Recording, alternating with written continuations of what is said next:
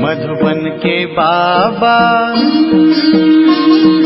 मधुबन के बाबा मुरली वाले, आपका क्या कहना,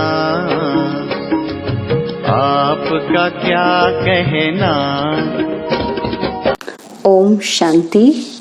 आज 9 जुलाई 2023 के अव्यक्त बाप दादा के मधुर महावाक्य सुनेंगे, जिसकी रिवाइज डेट है 26 फरवरी 1995।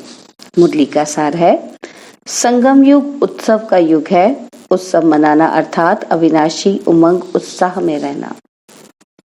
तो बड़े ही प्रेम और एकाग्रता से सुनते हैं आज के मधुर महावाक्य। आज त्रिदेव रचिता त्रिमूर्ति शिव बाप अपने रूहानी डायमंड्स के साथ डायमंड जुबली व डायमंड जयंती मनाने आए हैं। इसी विचित्र जयंती को डायमंड जयंती कहते हो, क्योंकि बाप अवतरित होते ही हैं कौड़ी समान आत्माओं को हीरे तुल्य बनाने। तो बाप दादा चारों ओर के बच्चों को, जो हीरे से भी अमूल्य है, सबको सामने देख रहे हैं। बाप दादा के आगे सिर्फ मधुबन की सभा नहीं है, लेकिन विश्व के चारों ओर के ब्राह्मण बच्चों की सभा है।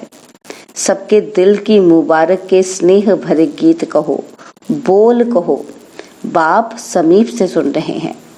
दिल का आवाज दिलाराम के पास पहले पहुंचता है। तो बाप दादा देख रहे हैं कि बच्चों के सेवा का प्रत्यक्ष प्रमाण चारों ओर से मधुबन बाप के स्वीट होम तक पहुंच रहा है। वैसे भी शिव जयंती को उत्सव कहते हैं। यथार्थ रीति से उत्सव आप ब्राह्मण ही मनाते हो, क्योंकि उत्सव का अर्थ ही है सर्व उत्साह उमंग में रहें। तो आप जो भी बैठे हो, सभी के दिल में उत्साह और उमंग कितना है? अविनाशी है या आज के लिए ही है? अविनाशी है ना। तो इसलिए बाप दादा इस श्रेष्ठ संगम युग को उत्सव का युग कहते हैं। हर दिन आपके लिए उत्साह संपन्न है, हर दिन उत्सव है। जो गायन है कि आप लोग टॉपिक रखते हो अनेकता में एकता, तो प्रैक्टिकल में अनेक देश, अनेक भाषाएं, अनेक रूप रंग, लेकिन अनेकता में भी सबके दिल में एकता है ना। क्योंकि एक बाप है, चाहे अमेरिका से आए हो, चाहे अफ्रीका से आए हो, लेकिन दिल में एक बाप है। एक श्रीमत पर चलने वाले हो। तो बाप दादा को अच्छा लगता है कि अनेक भाषाओं में होते हुए भी मन का गीत, मन की भाषा एक है। चाहे किसी भी भाषा वाले हो, काला ताज तो मिला है। तो बाबा काला ताज कह रहे हैं कि सभी को हेडफोन्स मिले हैं, तो सभी अपनी अपनी भाषाओं में सुन रहे हैं। तो बाबा कहते हैं अभी यह काला ताज बदलकर गोल्डन हो जाएगा, लेकिन सबके मन की भाषा एक है और एक ही शब्द है। कौन सा? मेरा बाबा। सभी भाषा वाले बोलो मेरा बाबा। हाँ, यह एक ही है, तो अनेकता में एकता है ना। तो उत्साह में रहने वाले अर्थात सदा उत्सव मनाने वाली श्रेष्ठ आत्माएं हो। कभी भी उत्साह कम नहीं होना चाहिए। पहले भी सुनाया था कि ब्राह्मण जीवन का सांस है उमंग उत्साह। अगर सांस चला जाए तो जीवन सेकंड में खत्म हो जाएगी ना। तो ब्राह्मण जीवन में यदि उमंग उत्साह का सांस नहीं, तो ब्राह्मण जीवन नहीं। जो सदा उमंग उत्साह में होगा, वो फलक से कहेगा कि ब्राह्मण है ही उमंग उत्साह के लिए। और जिसका उमंग उत्साह कम हो जाता है, उसके बोल ही बदल जाते हैं। वो कहेगा है तो सही, होना तो चाहिए, हो जाएगा। तो ये भाषा और उस भाषा में कितना अंतर है ना। तो उसके हर बोल में तो जरूर होगा, होना तो चाहिए। तो ये जो तो होता है ना, ये उमंग उत्साह का प्रेशर कम होने से ऐसे बोल, कमजोरी के बोल निकलते हैं। तो उमंग उत्साह कभी कम नहीं होना चाहिए। उमंग उत्साह कम क्यों होता है? बाप दादा कहते हैं सदा वाह वाह कहो और कहते हैं वाय वाय। अगर कोई भी परिस्थिति में वाई शब्द आ जाता है, माना क्यों, तो उमंग उषा का प्रेशर कम हो जाता है। और बाप दादा ने अगले साल भी विशेष डबल फॉरेनर्स को कहा था कि वाई शब्द को ब्राह्मण डिक्शनरी में चेंज करो। जब वाई शब्द आए तो फ्लाई शब्द याद रखो, तो वाई खत्म हो जाएगा। कोई भी परिस्थिति छोटी भी जब बड़ी लगती है ना, तो वाई शब्द आता है। तो ये क्यों, ये क्या और फ्लाई कर लो, तो परिस्थिति क्या होगी, छोटा सा खिलो ना। तो जब भी वाई शब्द मन में आए तो कहो ब्राह्मण डिक्शनरी में वाई शब्द ही नहीं, फ्लाई है, क्योंकि वाई वाई हाय हाय करा देता है। बाप दादा को हंसी भी आती है। एक तरफ कहेंगे नहीं, हमारे जैसा श्रेष्ठ भाग्य किसी का नहीं है। कौन कहता है ऐसे, ब्राह्मण बच्चे, है ना। और अभी अभी ये कहेंगे और फिर अभी अभी उत्साह कम हुआ तो कहेंगे पता ही नहीं, मेरा तो भाग्य ही ऐसा है, मेरे भाग्य में इतना ही है। तो हाय हाय हो गया ना। तो जब भी हाय हाय का नजारा आवे तो वाह वाह कर लो, तो नजारा भी बदल जाएगा और आप भी बदल जाएंगे। जो डबल विदेशी आजकल पॉजिटिव थिंकिंग का कोर्स कराते हो ना, सभी विदेश में विशेष कोर्स ये कराते हो, तो अपने को भी कराते हो या दूसरों को ही कराते हो? बाबा भी देखो पूछ रहे हैं। तो जिस समय कोई ऐसी परिस्थिति आ जाए तो अपने को ही स्टूडेंट बनाकर खुद ही टीचर बन के ये कोर्स अपने को कराओ। पॉजिटिव थिंकिंग दूसरों को थोड़ी करानी है। तो बाबा कह रहे हैं खुद को तब स्टूडेंट बनाकर खुद ही टीचर बनकर खुद ही को ये कोर्स कराना है। तो बाबा कहते हैं अपने को करा सकते हो या सिर्फ दूसरों को ही करा सकते हो? दूसरों को कराना सहज है। जब ये नेचुरल स्थिति हो जाए कि हर व्यक्ति को बात को पॉजिटिव वृत्ति से देखो, सुनो या सोचो, तो कैसी स्थिति रहेगी? अच्छी रहेगी ना। तो बाबा कहते हैं आजकल के साइंस द्वारा भी ऐसे साधन निकले हैं जो रफ माल को भी बहुत सुंदर रूप में बदल देते हैं। वेस्ट टू बेस्ट देखा है ना, कि क्या से क्या बना देते हैं। तो आपकी वृत्ति क्या ऐसा परिवर्तन नहीं कर सकती? आवे नेगेटिव रूप में, लेकिन आप नेगेटिव को पॉजिटिव वृत्ति से बदल दो। अपने पॉजिटिव विचारों से, वृत्ति से, भावना से उसको बदल दो। अगर हलचल में आते हैं तो इसका कारण क्या है? अगर हम ही हलचल में आते हैं, क्या कारण है? कि नेगेटिव सुनना, सोचना व बोलना या करना, है ना। अगर हलचल में आते हैं तो बाबा कहते हैं उसका कारण है यही कि हम उसको नेगेटिव सुनते हैं, सोचते हैं, बोलते हैं, करते हैं। तो ये मॉडल बनाते हो ना कि ना सोचो, ना देखो, ना बोलो, ना करो, बुरा ना देखो, बुरा ना बोलो, बुरा ना सुनो। गांधी जी के बंदरों वाली मूर्ति याद आई ना सबको। तो बाबा कहते हैं साइलेंस की पावर क्या नेगेटिव को पॉजिटिव में नहीं बदल सकती?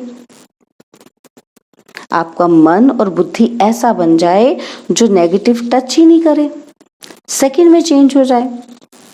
ऐसी तीव्र गति की अनुभूति कर सकते हो। जितना फास्ट गति से मन नेगेटिव सोचता है, उतनी ही फास्ट गति से बाबा कहते हैं अच्छा सोच सकते हो। ऐसा परिवर्तन कर सकते हो। मन और बुद्धि ऐसा तीव्र गति का यंत्र बन जाए। बन सकता है कि टाइम लगेगा? पूछ रहे हैं बाबा हमसे कि नेगेटिव बात आएगी तो कहेंगे कि थोड़ा सोचने तो दो, देखे तो सही क्या है। क्विक स्वीट से परिवर्तन हो जाए, इसको कहा जाता है ब्राह्मण जीवन का मजा और मौज। अगर जीना है तो मौज से जिए।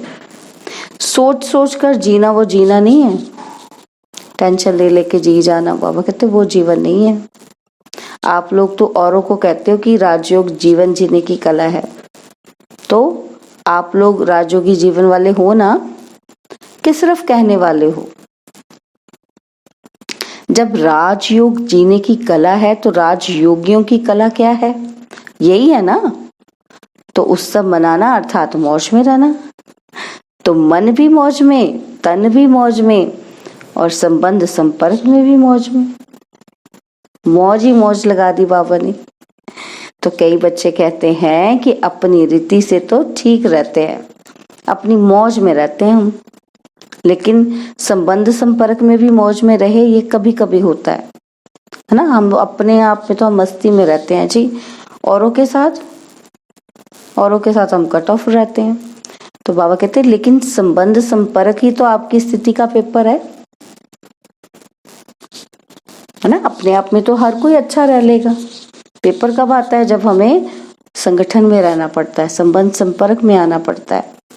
तो बाबा कहते हैं यदि स्टूडेंट कहे कि वैसे तो मैं पास विद ऑनर हूं, लेकिन पेपर के टाइम मार्क्स कम हो जाती है, तो बाबा कहते हैं ऐसे को क्या कहेंगे? तो ऐसे तो नहीं हो ना, आप फुल पास वाले हो ना। तो बाबा दादा ने सुनाया कि जो सदा बाप के पास रहते हैं ना वो पास हैं, तो बाबा के नजदीक रहते हैं ना वही पास होते हैं, वही क्लियर करते हैं। तो पास नहीं रहते तो फिर पास नहीं होते, जो बाबा के नजदीक नहीं है वो क्रॉस नहीं कर सकते। तो सदा कहाँ रहते हो? पूछा बाबा ने। दूर रहते हो कि पास नहीं रहते हो? नहीं रहते हो ना पास। तो बाबा कहते हैं डबल विदेशियों को तो डबल पास होना चाहिए, है ना। अच्छा, तो डबल विदेशियों ने इस बार हाई जंप लगा दी है, मधुबन में हाई जंप लगाकर पहुंच गए। क्यों? क्योंकि इस बार हर वर्ष से ज्यादा संख्या में डबल विदेशी मधुबन पहुंचे हुए हैं। अच्छा, डबल विदेशियों को भी कईयों को तो पटरानी बनने का चांस तो अच्छा मिला है, तो पटरानी बनने में मजा है कि नहीं? बाबा बच्चों के साथ हंसी कर रहे हैं। बाबा कहते हैं आप लोगों की तो टैची इतनी है कि जो उस पर ही सो सकते हो, क्योंकि एक तो बड़ी लाते हैं और एक छोटी लाते हो, दो टैची लाते हो तो बड़ी पर सो जाओ तो जगह तो बच जाएगी ना। तो अच्छा लगता है, बाप दादा सीन देखते हैं कि कैसे भारी भारी अटैचियां घसीट कर ला रहे हैं। अच्छी सीन लगती है ना। तो संगम पर ये मेहनत भी थोड़े समय की है, फिर तो प्रकृति भी आपकी दासी होगी, तो दासियां भी बहुत होंगी, फिर आपको सामान उठाने की जरूरत नहीं।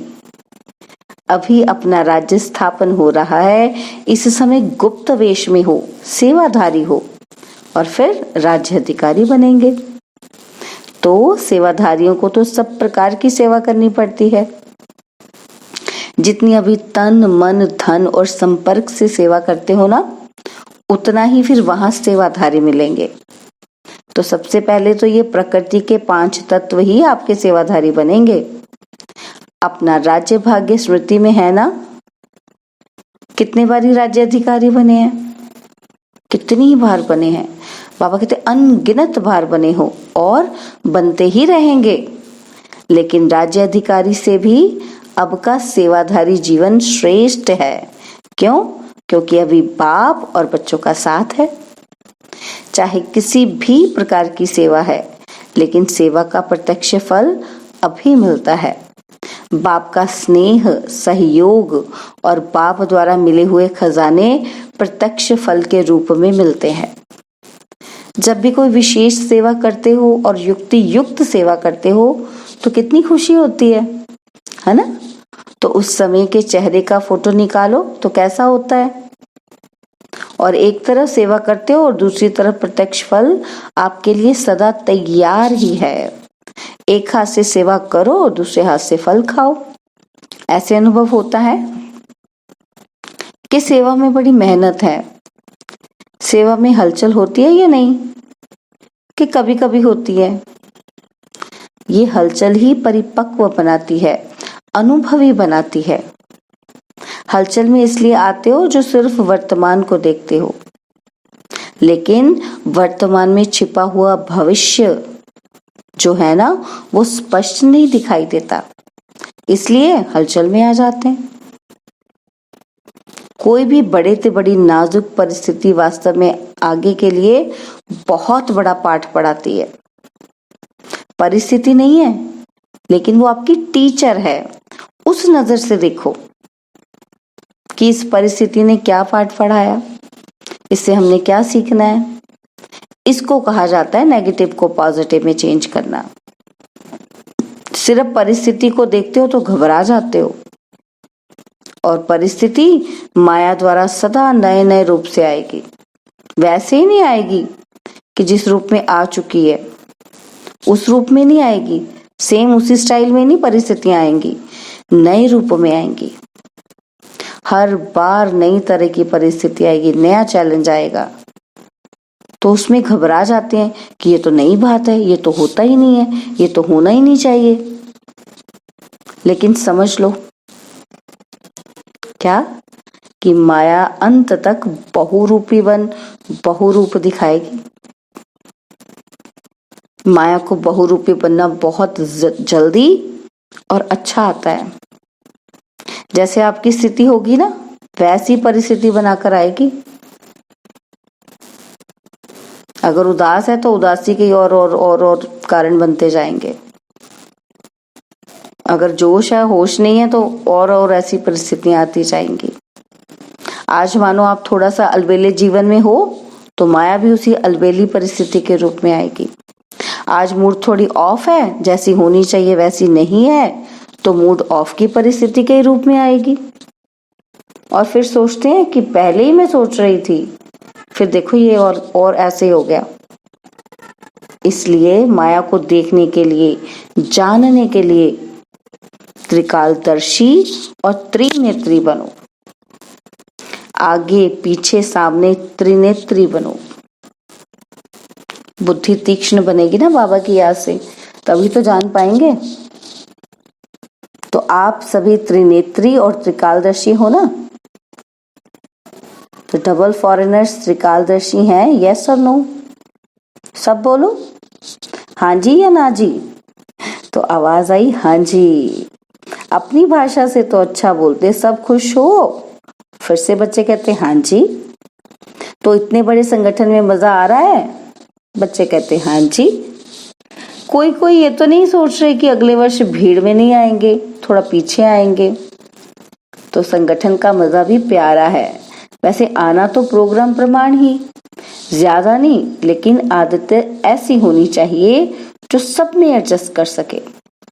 एडजस्ट करने की पावर सदा विजय बनाती है। ब्रह्मा बाप को देखा तो बच्चों से बच्चा बनकर एडजस्ट हो जाता, बड़ों से बड़ा बनकर एडजस्ट हो जाता। चाहे बेकरी लाइफ, चाहे साधनों की लाइफ, दोनों में एडजस्ट होना और खुशी खुशी से होना, सोच के नहीं। यहां दुखी तो नहीं होते हो,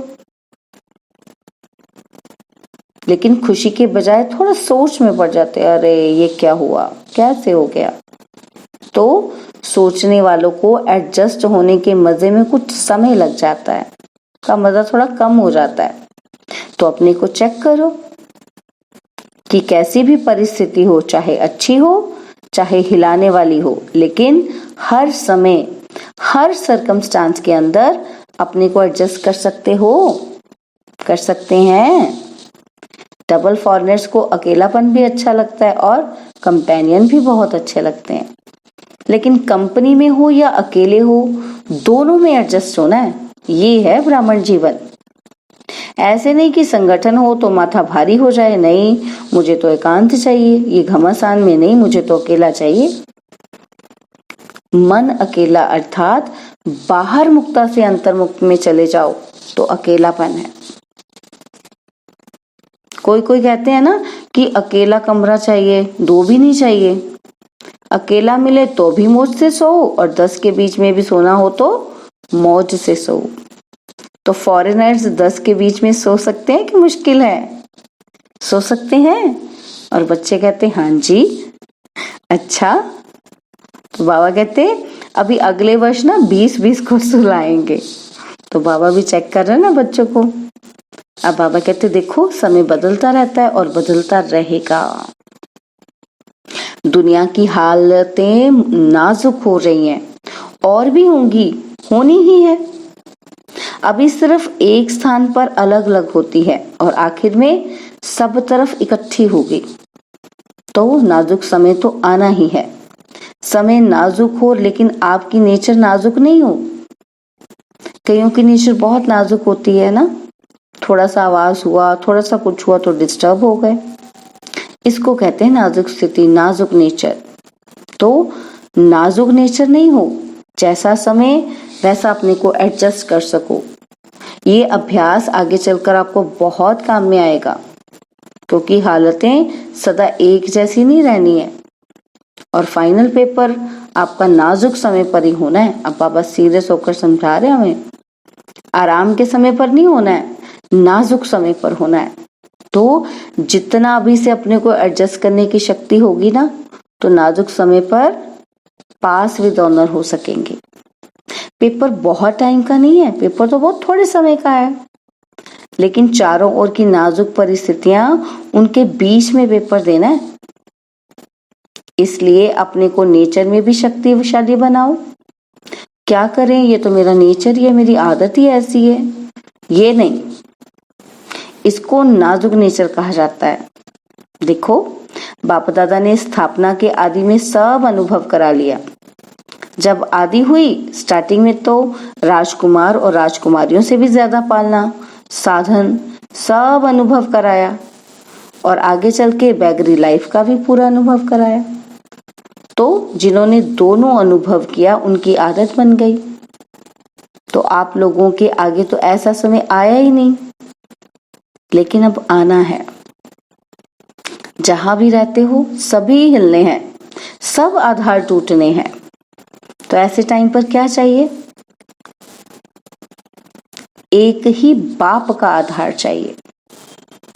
आप लोग तो बहुत बहुत बहुत लकी हो, जो आने का समय आपका सहज साधनों का है, और सहज साधनों के साथ साथ आपका ब्राह्मण जन्म है।